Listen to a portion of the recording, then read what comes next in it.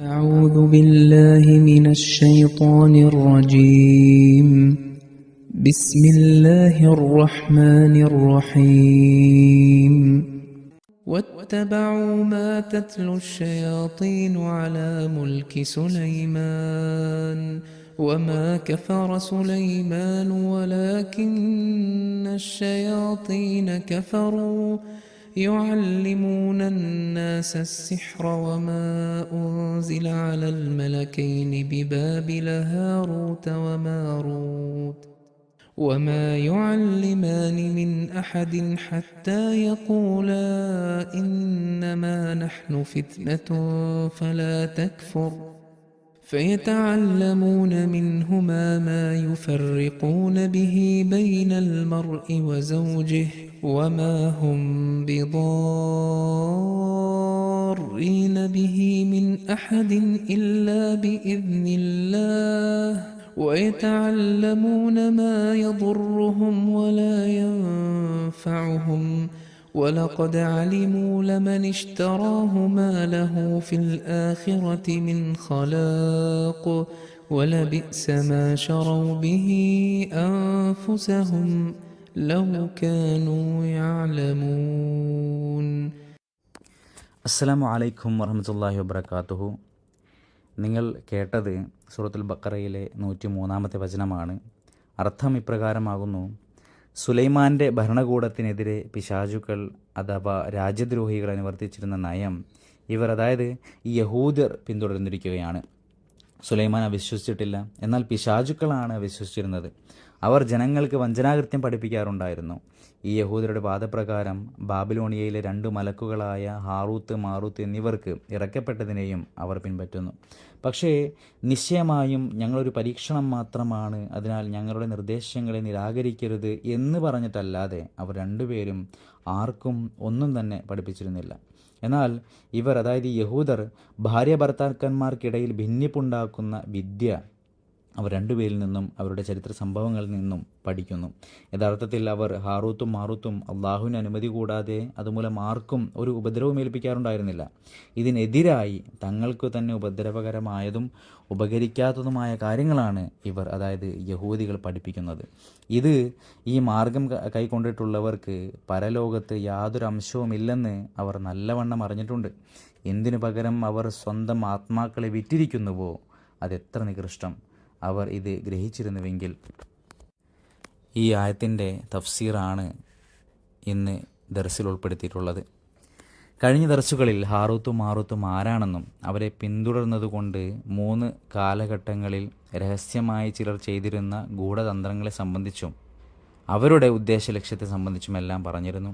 തുടർന്ന് ഹസ്രത്ത് ഖലീഫത്തുൽ മസീഹ് സാനി റളിയല്ലാഹു തആല അൻഹു പറയുകയാണ്, ഈ ആളുകൾ, അതായത് ശൈത്താൻ്റെ സ്വഭാവമുള്ളവർ, അത് സുലൈമാൻ അലൈഹി ഇസ്ലാമിൻ്റെ ഭരണകാലത്ത് ചെയ്തിരുന്ന പ്രവൃത്തികൾ വളരെ നീചമായിരുന്നു.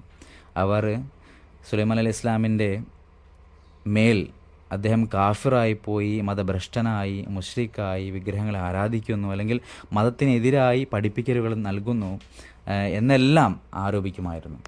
ഈ കാര്യങ്ങൾ അവർ രഹസ്യമായി ജനങ്ങൾക്കിടയിൽ പ്രചരിപ്പിച്ചു. അദ്ദേഹത്തിൻ്റെ ഭാര്യമാർ അദ്ദേഹത്തെ ഭരിക്കുന്നുണ്ടെന്നും അവരുടെ നിർബന്ധം കാരണം അദ്ദേഹം മറ്റു ദൈവങ്ങളെ ആരാധിക്കുന്നുണ്ടെന്നും അവർ പ്രചരിപ്പിച്ചു. എന്നാൽ അദ്ദേഹം അള്ളാഹുവിൻ്റെ ഭാഗത്തു നിന്ന് പ്രവാചകനായി അയക്കപ്പെട്ടവനായിരുന്നു. അള്ളാഹു പറയുന്നു, ഇത് തികച്ചും നുണയാണ്. സുലൈമാൻ അലൈഹി ഇസ്ലാം ഒരിക്കലും അപ്രകാരം ചെയ്തിട്ടില്ല. മറിച്ച് ഈ ശൈത്താന്മാർ, അതായത് തിന്മയുടെ നേതാക്കന്മാർ, അള്ളാഹുവിൻ്റെ വാക്കുകളെ നിഷേധിക്കുകയായിരുന്നു. ഇതുമായി ബന്ധപ്പെട്ട് ഒരു ചോദ്യം ഉയരാറുണ്ട്. അതായത് കാഫിർ എന്ന് വിളിച്ച എതിരാളികൾ സത്യസന്ധമായിട്ടാണ് ഇദ്ദേഹത്തിനെതിരെ ഈ ആരോപണം ഉന്നയിച്ചതെങ്കിലോ, അല്ലെങ്കിൽ ഏതെങ്കിലും തെറ്റിദ്ധാരണയുടെ പേരിലാണെങ്കിലോ, അല്ലെങ്കിൽ അവർ ദുഷ്ടതയോടെ ആരോപണം ഉന്നയിച്ചതാണെങ്കിലും അവരുടെ സ്വന്തം അവസ്ഥ ശരിയാണെങ്കിലോ, അതിനാൽ അള്ളാഹു അറിയിച്ചു, ആരോപണം ഉന്നയിച്ച എതിരാളികൾ സത്യസന്ധമായി ആരോപണം ഉന്നയിച്ചവരോ തെറ്റിദ്ധാരണയുടെ പേരിൽ ചെയ്തവരോ ആയിരുന്നില്ല. മാത്രമല്ല, അവർ ദുഷ്ടതയോടെ മാത്രം ആരോപണം ഉന്നയിച്ചവരും എന്നാൽ അവരുടെ വിശ്വാസപരമായ നിലപാട് ശരിയായിരുന്നതുമായിരുന്നില്ല. മറിച്ച് അവർ അവരുടെ സ്വന്തം ദുഷ്പ്രവൃത്തികളും മതമില്ലായ്മയും കാരണമാണ് അങ്ങനെ ചെയ്തത്. ഹസ്രത്ത് സുലൈമാൻ അലൈഹി ഇസ്ലാമിന് നേരിടേണ്ടി വന്ന ആരോപണങ്ങളെ സംബന്ധിച്ച് ബൈബിളിൽ വിശദീകരിച്ചതിനെ സംബന്ധിച്ചും ആരോപണം ഉന്നയിച്ചവർ വിഗ്രഹാരാധകരും വിഗ്രഹാരാധന സ്ഥാപിക്കാൻ ആഗ്രഹിച്ചവരുമായിരുന്നു എന്നതിനെ സംബന്ധിച്ചുമുള്ള തെളിവുകൾ ഖലീഫത്തുൽ മസീഹ് സാനി റളിയല്ലാഹു തആല അൻഹു വിവരിക്കുകയുണ്ടായി. അള്ളാഹു പറയുന്നു, ഈ ആളുകൾ ഹസ്രത്ത് സുലൈമാൻ അലൈഹി ഇസ്ലാമിൻ്റെ മേൽ വിഗ്രഹാരാധനയുടെ ആരോപണം ഉന്നയിച്ചു. എന്നാൽ അവർ സ്വയം വിഗ്രഹാരാധകരായിരുന്നു. അവർ ഈ ആരോപണം ഉന്നയിച്ചില്ലെങ്കിൽ അതിന് മുൻപേ നിലനിന്നിരുന്ന അവരുടെ സമൂഹം ഇളകിപ്പോകില്ലായിരുന്നു. അതിനാൽ അവർ അദ്ദേഹത്തിൻ്റെ മേൽ അത്തരമൊരു ആരോപണം ഉന്നയിച്ചു. അത് കാരണം സമൂഹം പ്രകോപിതരാവുകയും അവർ പ്രകോപിതരായപ്പോൾ വിഗ്രഹങ്ങളുണ്ടാക്കി ഷിർക്ക് അല്ലെങ്കിൽ ബഹുദൈവ ആരാധന നടപ്പിലാക്കുകയും ചെയ്തു. ബൈബിളിൽ നിന്ന് ഇതിന് തെളിവുകൾ ലഭിക്കുന്നുണ്ട്. വിശുദ്ധ ഖുർആനിൽ പറയുന്നു, യുഅല്ലിമൂനന്നാസ സിഹ്ർ, അവർ ജനങ്ങളെ സിഹ്ർ അഥവാ ജാലവിദ്യ പഠിപ്പിച്ചു. ഇന്നതിൽ പറയുന്നത് അവർ ജനങ്ങളെ വഞ്ചനാപരമായ കാര്യങ്ങൾ പഠിപ്പിച്ചു എന്നാണ്. ജാലവിദ്യയുടെ പ്രത്യേകത എന്തെന്നാൽ അതിന് പുറമേ കാണുന്നത് ആയിരിക്കില്ല അതിൻ്റെ ഉള്ളിലുള്ളത്. ഇതിൻ്റെ അർത്ഥം അവരുടെ ഉള്ളിൽ ഷിർക്കുണ്ടായിരുന്നു, പക്ഷെ പുറമേ അവർ തൗഹീദ് അല്ലെങ്കിൽ ഏകദൈവ വിശ്വാസം പ്രകടിപ്പിച്ചു. കാരണം തൗഹീദ് പ്രകടിപ്പിക്കാതെ അവരുടെ സമൂഹത്തിന് അവരോടൊപ്പം ചേരാൻ കഴിയില്ലായിരുന്നു. അതിനാൽ അവർ ജനങ്ങളുടെ മുന്നിൽ ഇങ്ങനെ കാണിച്ചു, ഞങ്ങൾ ഏകദൈവ വിശ്വാസികളാണ്, സുലൈമാൻ ഒരു മുശ്രിക്കാണ്, അതായത് ബഹുദൈവ ആരാധകനാണ്, ഞങ്ങൾ ലോകത്ത് അള്ളാഹുവിൻ്റെ ഏകത്വം സ്ഥാപിക്കാൻ ആഗ്രഹിക്കുന്നു. മുനാഫിക്കുകൾ എപ്പോഴും ഇങ്ങനെയാണ് ചെയ്യാറ്. അവർ എപ്പോഴും പറയും, ഇന്നമാ നഹ്നു മുസ്ലിഹൂൻ, ഞങ്ങൾ സമാധാനം സ്ഥാപിക്കുന്നവർ മാത്രമാണ്. അപ്പോൾ ദുർബല വിശ്വാസമുള്ളവർ പറയും, ഈ ആളുകൾ വലിയൊരു നല്ല കാര്യത്തിന് വേണ്ടിയാണ് നിലകൊള്ളുന്നത്, നമ്മൾ അവരെ പിന്തുണയ്ക്കണം. ഇപ്രകാരം അവരും ജനങ്ങളെ കബളിപ്പിക്കുന്ന കാര്യങ്ങൾ പഠിപ്പിക്കുമായിരുന്നു. ഒരു സമൂഹം രൂപപ്പെട്ടതുപോലെ മറ്റൊരു രാജാവിനെതിരെയും സമാനമായൊരു സമൂഹം രൂപപ്പെട്ടു എന്നാണ് അള്ളാഹു പറയുന്നത്. ഈ സാദൃശ്യം ബാഹ്യമായി മാത്രമാണ്. കാരണം ഹസ്രത്ത് സുലൈമാൻ അലൈഹി ഇസ്ലാമിനെതിരെ നിലകൊണ്ടവർ കാഫിറുകളായിരുന്നു. എന്നാൽ രണ്ടാമത്തെ സമയത്ത്, അതായത് ഹാറൂത്തിൻ്റെയും മാറൂത്തിൻ്റെയും സമയത്ത് ബാബിലോണിലെ രാജാവ് കാഫിറായിരുന്നു. അവനോട് മത്സരിച്ചപ്പോൾ മോമിനുകൾ, അതായത് വിശ്വാസികൾ ആയിരുന്നു അവരോട് മത്സരിച്ചിരുന്നത്. ആദ്യ കാലഘട്ടത്തിൽ ഹസ്രത്ത് സുലൈമാൻ അലൈഹി ഇസ്ലാമിനെ ദോഷം വരുത്താനാണ് ഈ സമൂഹം നിലകൊണ്ടത്. എന്നാൽ രണ്ടാമത്തെ കാലഘട്ടത്തിൽ അള്ളാഹുവിൻ്റെ കൽപ്പന പ്രകാരം ഒരു നിഷേധിയായിട്ടുള്ള രാജാവിന് ദോഷം വരുത്താനാണ് ഈ സമൂഹം നിലകൊണ്ടത്. ഇവിടെ ഒരു ചോദ്യം ഉയരുന്നത്, ജമാഅത്ത് അഹമ്മദിയ്യയുടെ എക്കാലത്തെയും ഉപദേശം നിലവിലുള്ള ഭരണകൂടത്തിനെതിരെ നിലകൊള്ളുന്നത് ശരിയല്ല എന്നാണ്. എന്നാൽ ഇവിടെ ചരിത്രപരമായ സംഭവത്തിൽ ഒരു കലാപം പ്രശംസനീയമായൊരു പ്രവൃത്തിയായി തോന്നിപ്പിക്കുകയും ചെയ്യുന്നു. അതിനാൽ ചില സന്ദർഭങ്ങളിൽ സ്വന്തം ഭരണകൂടത്തിനെതിരെ നിലകൊള്ളുന്നത് ശരിയാണെന്ന് ഇതിലൂടെ മനസ്സിലാക്കാം. ഈ ആക്ഷേപം ഒറ്റനോട്ടത്തിൽ ഭാരമുള്ളതായി തോന്നുകയും നമ്മുടെ ഉപദേശത്തിൽ ഇളവുകളുണ്ടെന്ന് മനസ്സിലാവുകയും ചെയ്യാം. എന്നാൽ ശ്രദ്ധിച്ച് പരിശോധിച്ചാൽ ഇത് പുതിയ കാര്യമല്ല, മറിച്ച് ഇസ്ലാമിൻ്റെ ഉപദേശത്തിൽ തന്നെ ഈ കാര്യം ഉൾപ്പെടുന്നുണ്ട് എന്ന് മനസ്സിലാകും. ഒരു കൂട്ടം ആളുകൾക്ക് ഒരു ഭരണകൂടത്തെ ഉപേക്ഷിച്ച് പോകണമെന്നുണ്ടെങ്കിൽ ആ ഭരണകൂടം അവരെ പോകാൻ അനുവദിക്കുന്നില്ലെങ്കിൽ അപ്പോൾ ആ സമൂഹത്തിന് ആ ഭരണകൂടത്തെ എതിർക്കാവുന്നതാണ്. അവർക്ക് രഹസ്യമായോ പരസ്യമായോ കലാപം നടത്താൻ അനുവാദമുണ്ട്. അവർക്ക് എല്ലാ രീതിയിലും അവരെ നേരിടാം. ഇസ്ലാം പഠിപ്പിക്കുന്നത്, നിങ്ങൾ ഭരണാധികാരികളിൽ അസംതൃപ്തരാണെങ്കിൽ, അത് ചെറിയ അസംതൃപ്തിയാണെങ്കിൽ അള്ളാഹു തൻ്റെ അനുഗ്രഹം നിങ്ങൾക്ക് വേണ്ടി ഇറക്കും വരെ നിങ്ങൾ കാത്തിരിക്കുക. എന്നാൽ ആ അസംതൃപ്തി അസാധാരണമാണെങ്കിൽ, നിങ്ങൾക്ക് കാത്തിരിക്കാൻ കഴിയില്ല എങ്കിൽ ആ ഭരണകൂടത്തിൽ നിന്ന് പുറത്തു വരികയും ആ രാജ്യം ഉപേക്ഷിക്കുകയും ചെയ്യുക. എന്നാൽ ആ ഭരണകൂടം നിങ്ങളെ ബലമായി തടയുകയും അവിടം വിട്ടുപോകാൻ അനുവദിക്കാതിരിക്കുകയും അക്രമം ഒഴിവാക്കാതിരിക്കുകയും ചെയ്താൽ ആ സാഹചര്യത്തിൽ നിങ്ങൾക്ക് അവിടെ നിന്നുകൊണ്ട് അവരെ എതിർക്കാവുന്നതാണ്. യഹൂദന്മാർ ബാബിലോണിൽ തടവിലായിരുന്നു. അവർക്ക് സ്വന്തം നാട്ടിലേക്ക് തിരിച്ചു പോകാൻ അനുവാദമുണ്ടായിരുന്നില്ല. അവർ സ്വന്തം രാജ്യത്തിന് പുറത്ത് ഒരു അന്യദേശത്തായിരുന്നു. ഈ പ്രദേശം വിട്ടുപോകാൻ അവർക്ക് അനുവാദമുണ്ടായിരുന്നില്ല. ഇത് ഒരു തരത്തിൽ അവരുടെ മതപരമായ കാര്യങ്ങളിലുള്ള ഇടപെടലായിരുന്നു. ഈ സാഹചര്യത്തിൽ പരസ്യമായോ രഹസ്യമായോ കലാപം നടത്താനോ അല്ലെങ്കിൽ എതിർക്കാനോ അള്ളാഹുവിൽ നിന്ന് അനുവാദം ലഭിക്കുന്നു.